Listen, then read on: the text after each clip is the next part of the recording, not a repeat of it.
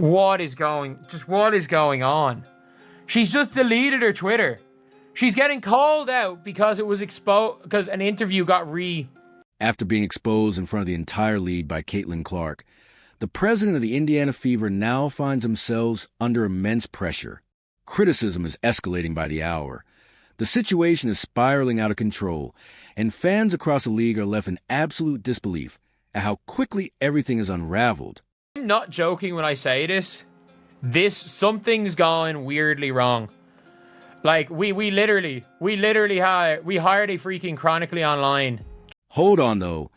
This goes far beyond a single news conference or a widely shared video.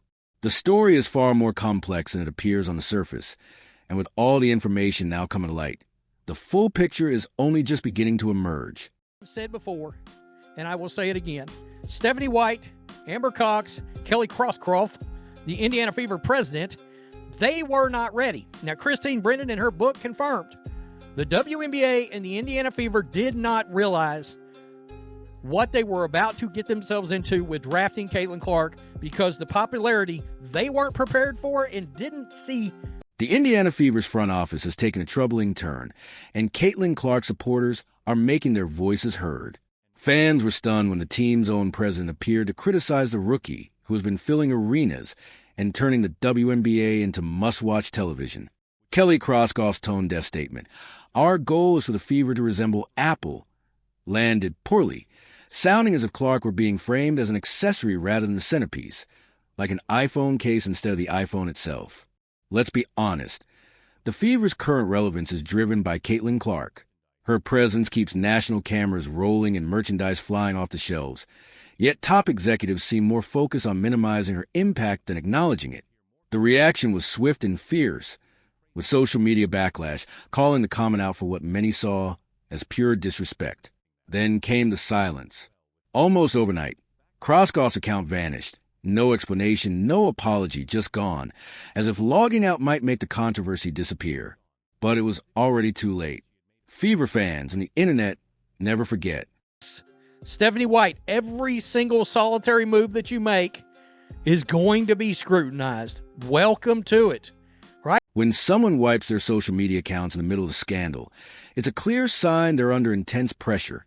And that's exactly what happened here. Kelly Krauskopf, the president of the Indiana Fever, did just that after a now-viral Apple remark spread far beyond what she likely intended. Caitlin Clark supporters didn't hold back.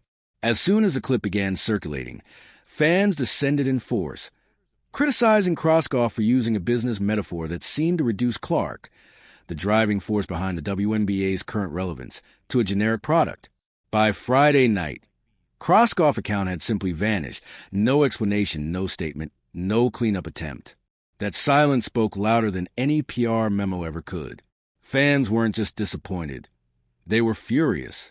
These are season ticket holders and longtime supporters who stuck with the Fever through losing seasons, bought the gear, and believed this was finally the moment everything would change, only to feel that the front office is now fumbling it on purpose.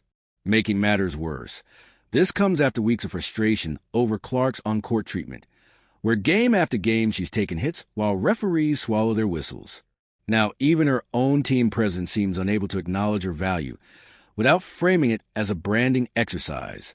Fans saw right through it, and Krauskopf's sudden disappearance only reinforced their suspicions. What started as bad publicity has now turned into a full-blown trust crisis, and the Fever's front office just struck the match. And then Sophie Cunningham entered the picture. But before we get into that, hit the like button if you believe Caitlin Clark is being singled out, leave a comment if you think the officiating has been blind, and make sure you subscribe.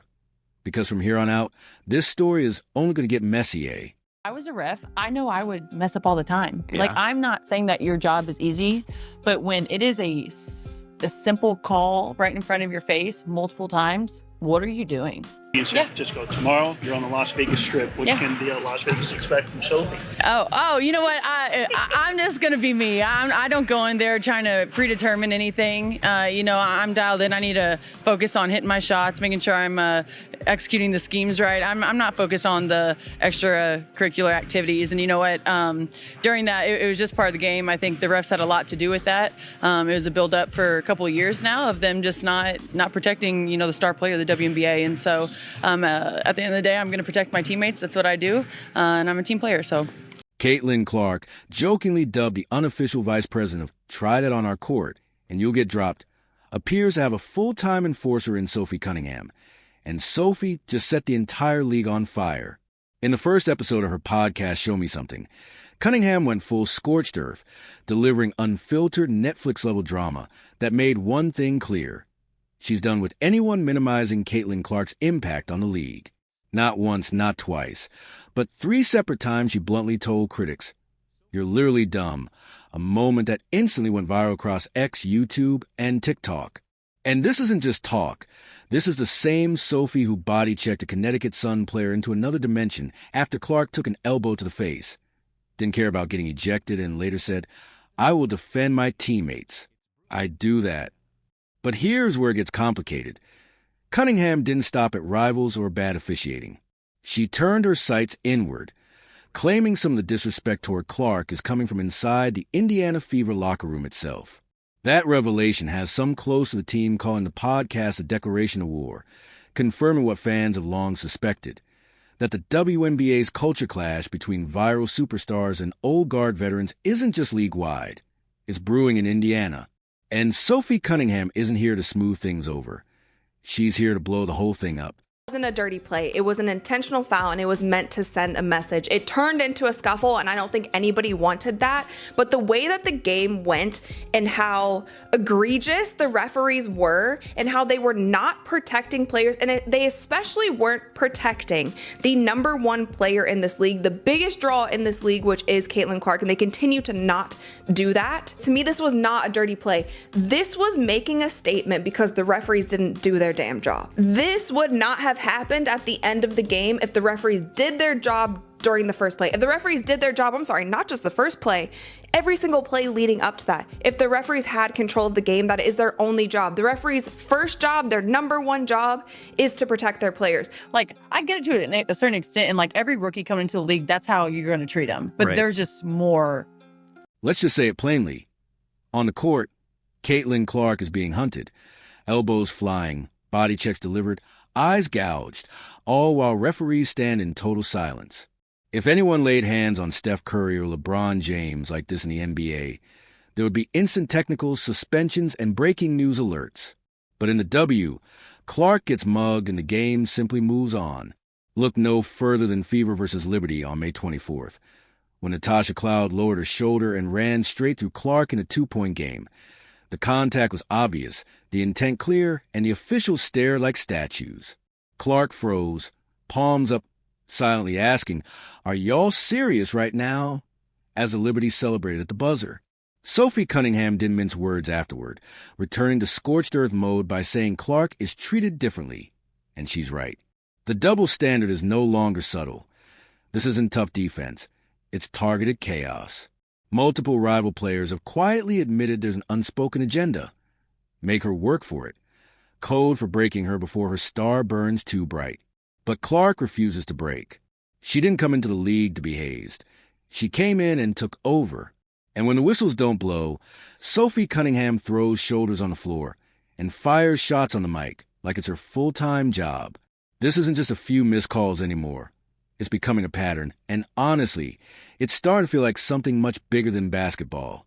If you're still here, don't just watch, get in the mix. Like, comment, and subscribe, because the next turn in this story could happen at any moment. That we want to sustain the growth and the interest level in the franchise. This is about the Indiana Fever. Yes, we have a foundational player in Caitlin Clark and Leah Boston, and we're going to continue to add to that. But I want this team to be the leader in the country, and a brand, an enduring brand, like Apple or something. We have a real opportunity. Behind the scenes in Indiana, Things are unraveling fast, and this has turned into a full-scale battle rather than just basketball. On one side, executives in business suits are trying to mold the Fever into a sleek, polished Apple-style brand. On the other, players, fans, and even opposing coaches know the truth. The brand is Caitlin Clark. This is where it turns icy. Trouble really started when Fever president Kelly Krauskopf chose to downplay Clark's impact, a move that didn't just spark disagreement but triggered open resistance. Enter Sophie Cunningham, who didn't stop at pushing back. She went straight at her own leadership. And this was an emotional slip in the heat of the moment. According to insiders, the podcast outburst was calculated, a planned strike that followed the president's comments. Sophie didn't just criticize the WNBA. She came with receipts and publicly challenged her own front office. That's not frustration, that's rebellion. It exposed a deep identity crisis within the franchise. The Fever want to build a dynasty, yet they already have the centerpiece and are acting as if she's a threat instead of an asset. Now the locker room and organization are split. Some see Caitlin as a future. Others cling to old power structures. And the fans see it clearly. Sophie sees it too. And judging by that suddenly erased former account. So does Krauskopf. Let's be honest. WNBA is doing with Caitlin Clark is the equivalent of the NBA doing this to Michael Jordan in 1986. It just doesn't make sense to me. You are biting the hand that feeds you. Mind you, without... Twitter would melt down if LeBron James were thrown to the floor after an eye poke. SportsCenter would loop it for days. But when it happens to Caitlin Clark, there's no whistle, no outrage, just silence. Imagine Steph Curry being left unprotected and battered game after game. The NBA would never allow it. Yet that's exactly what's happening to Clark. She isn't just a rookie. She's the reason people are watching women's basketball at all. Driving ratings, selling out arenas, and putting real money into the league. Yet she's treated like a role player instead of the centerpiece. Sophie Cunningham said it best. It's not acceptable, and even Coach Stephanie White publicly called out referees for ignoring it, while fans and media see the same pattern, and the league says nothing. If Clark were a man, the league would bend over backward to protect her. Instead, she's pushed around while executives on her own team stay silent, forcing teammates like Sophie and fans to fight battles leadership should be handling. And now the situation has taken a sharp turn inside Indiana, where confusion turned into suspicion after team president Kelly Krauskopf quietly deleted her X account, just as an old interview resurfaced in which she said she wanted the Fever to become a brand like Apple, a comment many fans took as minimizing Clark's role, reducing her to just one piece of a larger vision, instead of acknowledging that she is the brand right now. Rather than clarifying or addressing the backlash, leadership went quiet, making the deletion feel less like coincidence and more like avoidance, especially if frustration had already been building over Clark's on-court treatment.